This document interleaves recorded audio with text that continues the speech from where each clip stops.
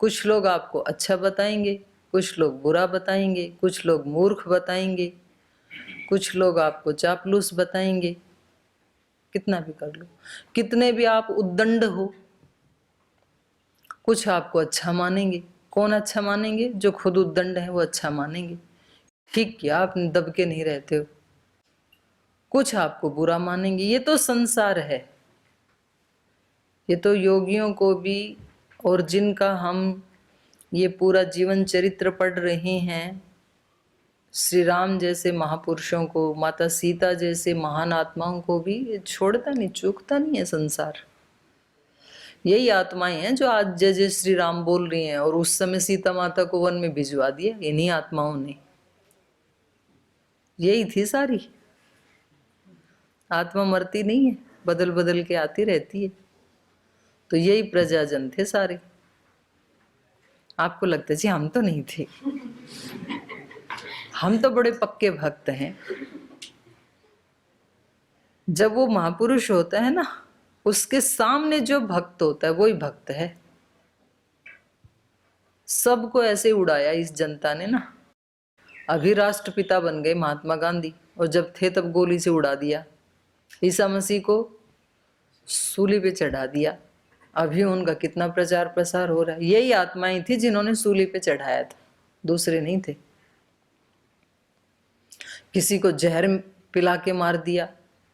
महर्षि दयानंद को 16 बार जहर दिया इसी प्रजा ने, इसी जनता ने, एक दो बार नहीं, क्योंकि उनकी बात रस आती नहीं है।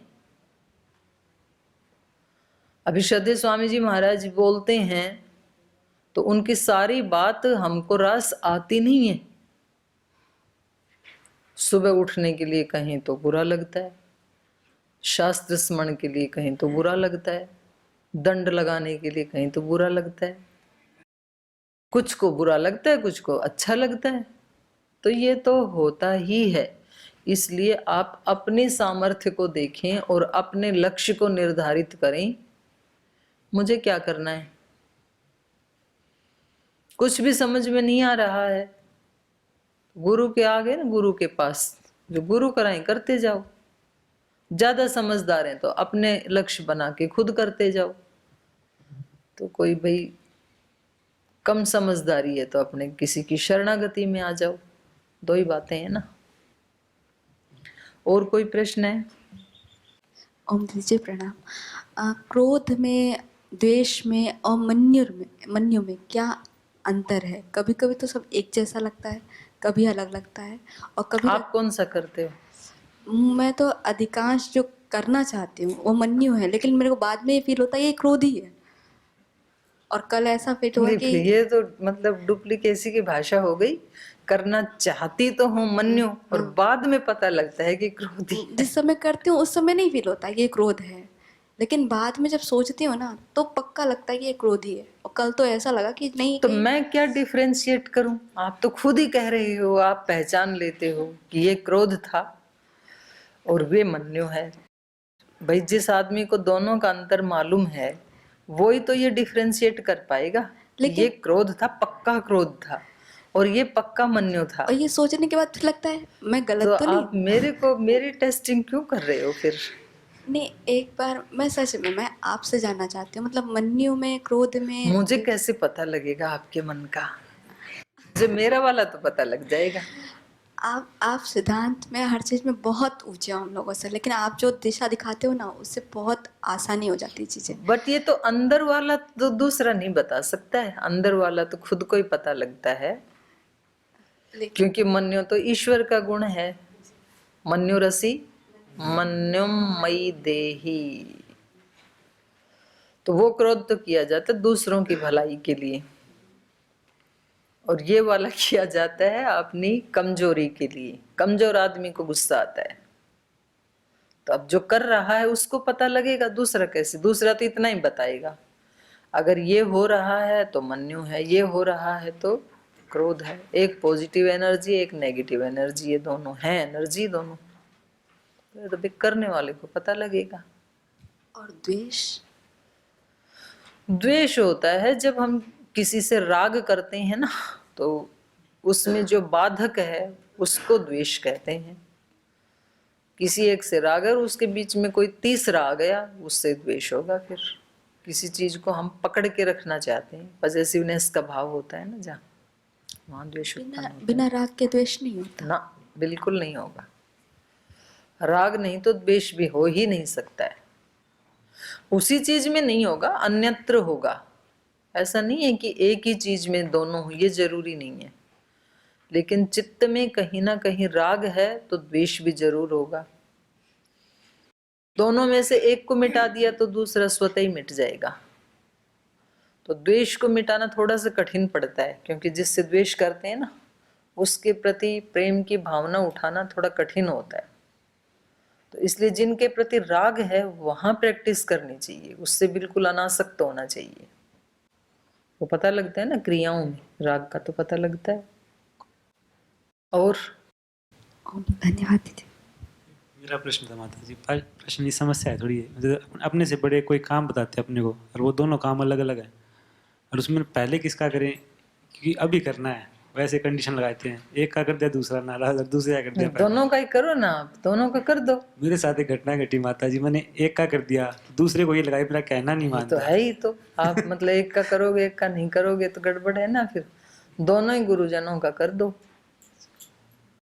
दूसरी घटना ये माता जी, एक काम कह रहा है कि ये करना है, और दूसरा कह रहा है इस काम को नहीं करना, चाहे और कुछ भी करो आप। वो भी समस्या है कि इसकी दोनों ही मत करो आप। बोल जी गुरु जी आप पहले फैसला कर लो कि क्या करना है, उसके बाद हम करेंगे। कल की समस्या माता, जैसे आपका नाम लेके बहनों को उधर घुमाने के लिए ले गई, तो उसमें ये है कि उनसे बड़ों से प्रश्न भी नहीं कर सकते कि भाई उन्होंने कहा या नहीं कहा, या पूछवाओ हमारी बात करो। अरे तू रहने दे भाई, इधर का पक्ष ज्यादा मत ले। इनके सब के पास फोन है, इनको खुद कंफर्म करना चाहिए था। बहनों का बचाव मत कर, तू अपना कर पहले। हो गए प्रश्न? ओम दीदी प्रणाम। मेरा प्रश्न कर्म और कर्म से बने संस्कार पे है। जैसे कोई कर्म करते हैं तो उसका संस्कार बनता है, फिर वही संस्कार जो पुनरावृत्ति होकर दोबारा कर्म बनता है। तो कोई अब ऐसी कौन सी दशा होगी जिसमें हम कर्म करें लेकिन वो संस्कार रूप में ना आए, जैसे अनासक्त कर्म करें या फिर वृत्ति निरोध? वो विवेक की स्थिति में कर सकता है व्यक्ति।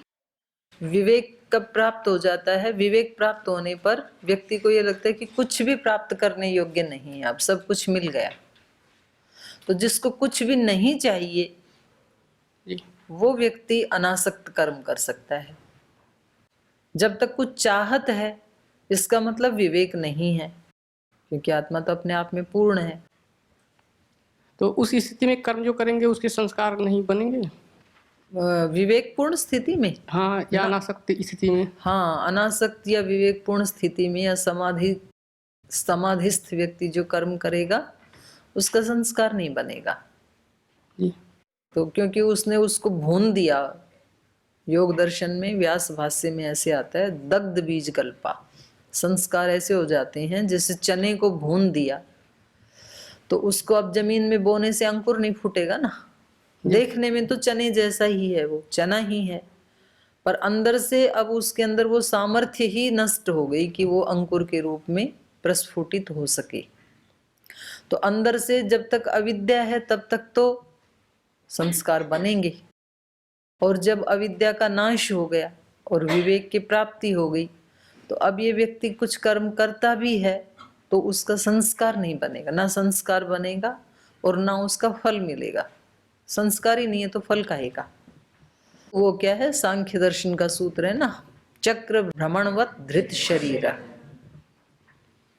जैसे कुम्हार चाक पे वो बनाता है ना घड़े, तो चाक को घुमाने का प्रयोजन घड़ा बनाने के लिए था, घड़ा बन गया।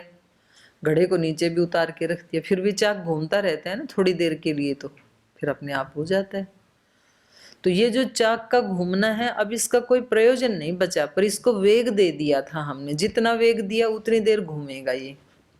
तो ऐसे इस शरीर को प्राप्त करते समय जितनी आयु दे दी, जितना इस शरीर को वेग दे दिया भगवान ने, उतनी देर चलेगा ये शरीर। मान लो आपकी आयु आपके कर्माशय के अनुसार थी 80 वर्ष और आपको विवेक प्राप्ति हो गई 70 वर्ष में ही, या 75 वर्ष में, तो बच गए ना आपके 5 या 10 वर्ष। तो अब आपकी इच्छा है, आप उसको निष्काम भाव से उस शरीर को धारण कर भी सकते हैं। शरीर धारण करोगे तो कर्म भी होंगे ही, कम से कम शरीर के लिए तो कर्म होंगे ही ना। उसको नहलाना खिलाना और भी कुछ ना करो तो इतने कर्म तो होंगे जरूर, पर उन कर्मों का कोई संस्कार नहीं बनेगा। और आप चाहें तो आप उस शरीर को अपनी इच्छा से, अपने संकल्प से छोड़ भी सकते हैं, वो भी सामर्थ्य आ जाएगी आपके अंदर। चाक को हम रोकना चाहें तो रोक सकते हैं डंडा लगा के कि घड़ा बन गया, अब रुक जाओ, आपका काम पूरा, तो रुक भी जाएगा। नहीं रोकेंगे तो चलता रहेगा थोड़ी देर के लिए। तो ये जो निष्काम कर्म आदि जो हैं करते हैं जो योगी, तो उनका कोई संस्कार नहीं बनता है फिर।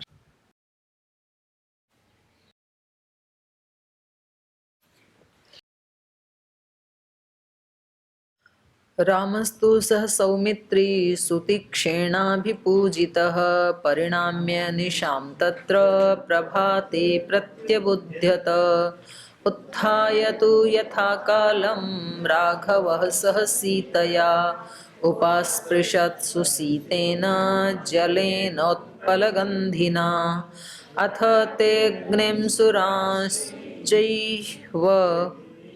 एवं होना चाहिए, वो अब छुटका। वैदेही राम लक्ष्मणौ काल्यं विधिवदत् अभ्यर्च्य तपस्वी शरणे वने उदयन्तं दिनकरं दृष्ट्वा विगतकल्मषाः सुतीक्ष्णम् अभिगम्येदं श्लक्ष्णं वचनम् अब्रुवन्।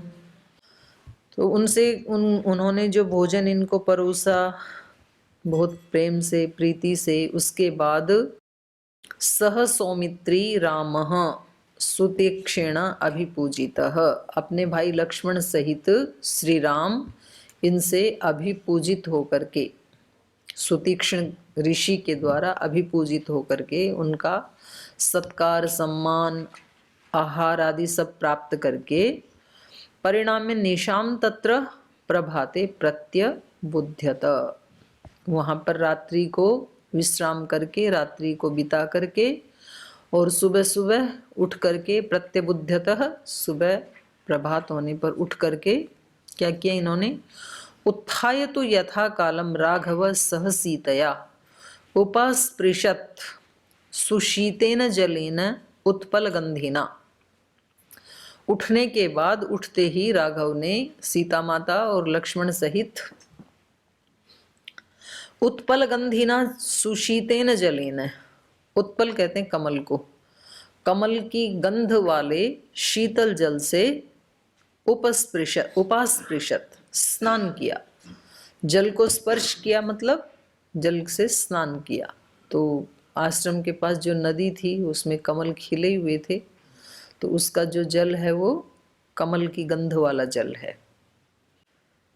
तो जो बहता हुआ जल होता है ना, उसको सबसे निर्दोष जल माना जाता है। तो उससे स्नान करना बहुत ज़्यादा प्रसन्नता देने वाला होता है, इसीलिए तो लोग जाते हैं गंगा जी में नहाने के लिए। गंगा जी का तो चलो वैसे भी बहुत पवित्र है, लेकिन अन्य नदियों में भी जो बहता हुआ पानी है वो अपेक्षाकृत रुके हुए पानी की बजाय वो ज़्यादा उसमें जीवंतता होती है। तो चलता हुआ पानी है उसको निर्मल माना जाता है, बिल्कुल निर्दोष। जो खुद बिल्कुल निर्मल निर्दोष है तो वो प्रयोग करने वाले को भी निर्मल और निर्दोष बनाने में सहायक बनेगा। और जिसमें कहीं दोष आ गया तो उसका जो प्रयोग करेगा उसमें भी उसके संसर्ग से दोष आ जाएगा। तो ये नदियों में स्नान करने का प्रावधान है। तो इसलिए इन्होंने सुबह उठ करके और ठंडे जल से भी, वैसे तो इनको उपलब्ध भी नहीं होगा भाई, जंगल में 14 वर्ष कहाँ होगा, पर किसी के आश्रम में रुके हैं तो हो सकता है गीजर लगा हो, लेकिन यूज नहीं किया। तो ये काम तो आप भी करते हो, ठंडे से ही नहाते हो ना? ठंडे से नहाते हो गरम से? गरम से। चलो, जिसके शरीर की जैसी सामर्थ्य हो, इसमें इतना हट करना कि बीमार ना हो। बीमार नहीं होना चाहिए, फिर तो गलत है। अथ ते अग्निम सुरांश्च वैदेही राम लक्ष्मणौ। ये या तो च होना चाहिए या तो एव होना चाहिए, सुरांश्चैव ऐसे होना चाहिए, तो ये मिसप्रिंट है कुछ। तो स्नान आदि करके फिर राम लक्ष्मण और वैदेही इन्होंने अग्नि की उपासना की। तो ये आप कहीं भी देखेंगे किसी भी सर्ग में, रात्रि को संध्या उपासना और सुबह अग्निहोत्र, ये इनका नियम है, जरूर करते हैं। काल्यम विधिवत अभ्यर्च्य, जिस समय पर और जिस विधान से अग्निहोत्र आदि करना चाहिए उस काल का भी उल्लंघन नहीं करते हैं और उस विधि विधान का उल्लंघन भी नहीं करते हैं।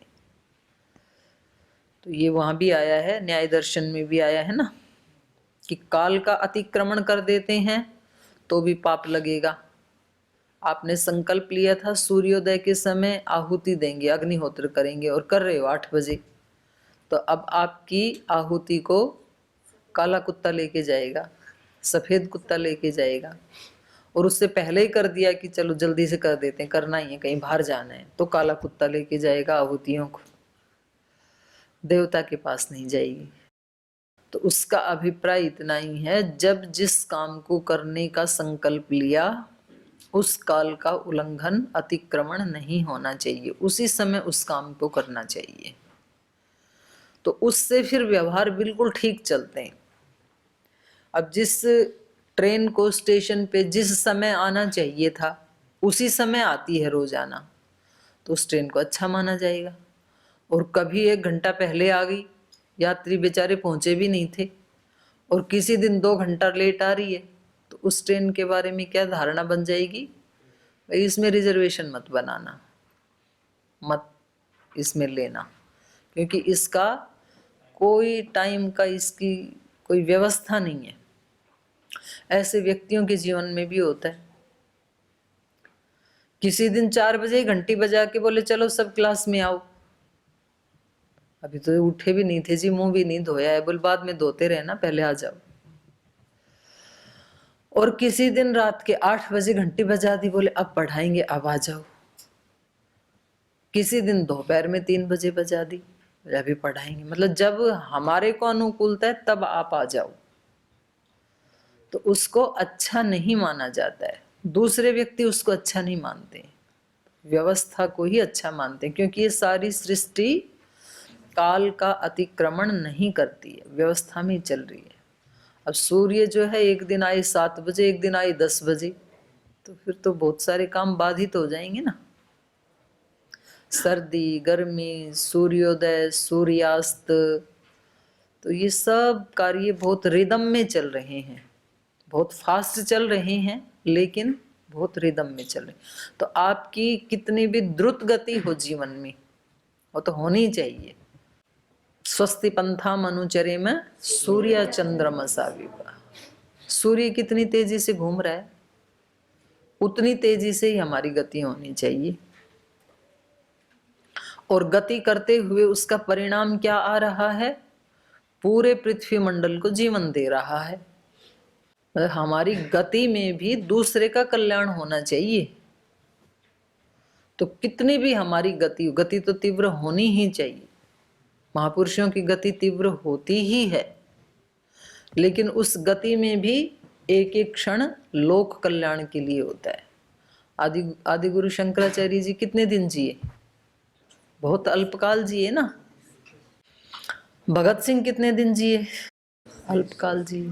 स्वामी विवेकानंद अल्पकाल ही जिए, महर्षि दयानंद भी अल्पकाल ही जिए। लेकिन इतने छोटे से जीवन में भी, इतनी द्रुत गति में भी इतना सेवा कर दी कि सदा सदा तक मानवता ऋणी रहेगी। वो कुछ जो जी रहे हैं 120 साल तक, सोशल मीडिया पे दिखाते हैं ये 120 साल के बुजुर्ग हैं, 120 साल की बुढ़िया हैं। अब वो सोशल मीडिया पे ही देखने को मिली है, वैसे तो कभी नाम भी नहीं सुना, कभी देखा भी नहीं हमने।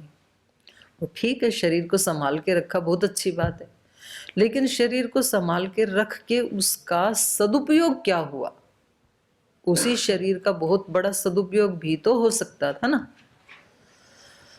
तो इसलिए हमारे पूज्य गुरुदेव थे पूज्य स्वामी सोमानंद जी महाराज जी, तो वो बोलते थे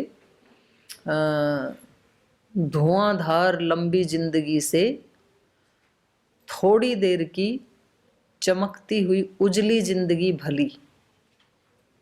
ऐसे उन्होंने अपने शिलालेखों पे लिख रखे हैं ऐसे ऐसे वाक्य। बोले भाई जिसमें धुआं ही धुआं है, ऐसी लंबी जिंदगी भी हो तो उससे क्या फायदा, धुआंधार। और जिसमें अग्नि की लपटें उठ रही हैं, दूसरे को प्रकाश मिल रहा है, ऊष्मा मिल रही है, ताप मिल रहा है, ऐसी थोड़ी देर भी वो अग्नि जले यदि, तो वो जिंदगी अच्छी मानी जाएगी। तो महापुरुषों का जीवन ऐसा ही होता है कि उनकी तेज गति में भी उनका लोक कल्याण छिपा रहता है। तो ये जो काम जिस समय करना है उस समय ही करना चाहिए, ऐसा हमें सृष्टि भी प्रेरणा देती है और ये शास्त्र भी देते हैं। तो श्री राम काल का अतिक्रमण नहीं करते हैं और विधि का अतिक्रमण भी नहीं करते हैं। काल्यम विधिवत अभ्यर्च्य तपस्वी शरणे वने। महर्षि सुतीक्ष्ण जी की शरण में उस वन में उन्होंने यथा काल और यथा विधि सुबह उठ करके स्नान किया, फिर अग्निहोत्र किया। उदयंतं दिनकरं दृष्ट्वा विगतकल्मषः सुतीक्ष्णम् अभिगम्येदं श्लक्ष्णं वचनम् अब्रुवन्। तो पहले उन्होंने अपनी दिनचर्या की, और इनका तो क्योंकि अगले श्लोक में उदयंतम दिनकरम दृष्ट्वा ऐसे कह रहे हैं, तो इसका मतलब इन्होंने संकल्प क्या लिया था, सूर्योदय हो उससे पहले ही अग्निहोत्र कर लिया। तो इन्होंने पहले ही संपन्न कर दिया। विगत कल्मषाः निष्पाप श्री राम उदयंतम दिनकरम दृष्ट्वा, उदित होते हुए दिनकर को, सूर्य को देख करके कि अब तो गुरु जी का भी सब अपना जो दिनचर्या है, पाठ पूजा है, ध्यान भजन है, वो संपन्न हो गया होगा, इसलिए सुतीक्षणम अभिगम्येत, तो उनकी कुटिया की तरफ गए। इदम श्लक्ष्णम वचनम अब्रुवन, ये मधुर वाक्य बोलते हुए, बहुत रसपूर्ण नम्रतापूर्ण, श्लक्ष्णम वचनम अब्रुवन, क्या कहा वहां पर जाके इन्होंने, सुखोषिताः स्म भगवांस्त्वया पूज्येन पूजिताः अविशत्यापो यावत् सूर्यो नाति विराजते तावद्दिच्छामहे गन्तुम् इत्युक्त्वा चरणौ मुने ववन्दे सह सौमित्रिः सीतया सह राघवः तौ संस्पृशन्तौ चरणौ उत्थाप्य मुनिपुङ्गवः गाढं मालिङ्ग्य स्नेहम् इदं वचनम् अब्रवीत् अरिष्टं गच्छ पन्थानं राम सौमित्रिणा सह सीतया चानया सार्धं छाययेवानुवृत्तया। हे भगवान, त्वया पूज्येन पूजिताः, आप जो पूज्य हैं, आपके द्वारा सत्कृत होकर के, सुखोषिता स्म, सुख पूर्वक सोए हम, आपने हमें इतना अच्छा खाना खिलाया, हमारा इतना आदर सत्कार किया, तो आप जैसे पूज्य व्यक्ति से सत्कृत होकर के, तृप्त होकर के हम सुखपूर्वक सोए। लेकिन अब अविशह्य आतपो यावत, सूर्य, तो जब तक सूर्य और ऊपर चढ़े, अपना इसका ताप बढ़े, उससे पहले ही नाति विराजते, जब तक ये ज्यादा चमकीला ना हो, न अति राजरी दीप्तौ, जब तक सूर्य का तेज ताप दीप्ति अधिक ना हो, दोपहर ना हो, उससे पहले ही तावद इच्छा महे गंतुम, उससे पहले ही अब हम निकलना चाहते हैं, क्योंकि हमारी दिनचर्या पूरी हो गई तो हम जल्दी निकल जाना चाहते हैं। इत्युक्त्वा चरणौ मुने ववंदे, तो ऐसा कह करके सह सौमित्री सह सीतया, लक्ष्मण और सीता सहित मुनि के चरणों को छू करके प्रणाम किया राघव ने। तौ स्पृशन्तौ चरणौ उत्थाप्य मुनिपुंगव, तो जब वो चरण स्पर्श कर रहे थे तो उन्होंने उनको उठाया अपने हाथ से, जैसे कि बड़े लोग करते हैं। गाढ़म आलिंग्य, और उनको हृदय से लगाया। सस्नेहम इदम वचनम अब्रवीत। और स्नेह के साथ ऋषि ने ये वचन कही श्री राम को। अरिष्टम गच्छ पंथानम राम सौमित्रिणा सह। हे राम, आप अपने भाई लक्ष्मण के साथ अरिष्टम पंथानम गच्छ, निर्विघ्न सुखपूर्वक इस मार्ग में आप जाइए, आपको कोई विघ्न ना आए। सीतया च अनया सार्धम, और साथ में सीता भी आपके साथ ही जाएंगे, सीता माता के को भी साथ लेके जाइए। छाएव छाया इव अनुवृत्तया, जो छाया के समान आपका अनुगमन कर रही हैं, ऐसी आपकी जो सहधर्मिणी हैं सीता माता, उनको भी साथ लेकर के जाइए, लक्ष्मण को भी साथ लेकर के जाइए, और आपकी यात्रा मंगलमय हो, हैप्पी जर्नी। ऐसे बोला इन्होंने सुतीक्ष्ण जी ने श्री राम जी को। तो ये सर्ग यहीं संपन्न होता है, अगला सर्ग हम कल पढ़ेंगे।